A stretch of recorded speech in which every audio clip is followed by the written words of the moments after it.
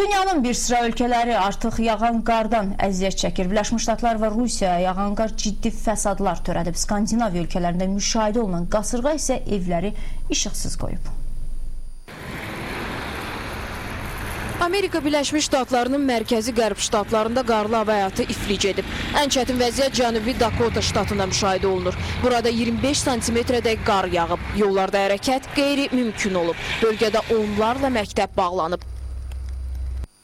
Rusiyanın paytaxtı Moskvada güclü qar yağıb. Qarın hündürlüyü bəzi yerlərdə 9 santimetrə çatıb. Bugün səhər saatlarında yollarda nəqliyyatın hərəkəti çətinləşib. Rusiyanın birinci kanalının məlumatına görə Moskvanın bütün magistral yollarında 10 kilometrlərlə uzunluğunda tıxaclar yaranıb. Bəzi yollarda sürücülər 2-3 saat tıxacda qalıblar. Hazırda Moskvada havanın temperaturu -1 dərəcə təşkil edir. Qar yağmağa davam edir. Skandinaviyanın cənub regionunda müşahidə olunan Gorm qasırğası isə fəsadlara səbəb olub. Əsasən İsveç və Danimarka şiddətli küləklərdən əziyyət çəkib.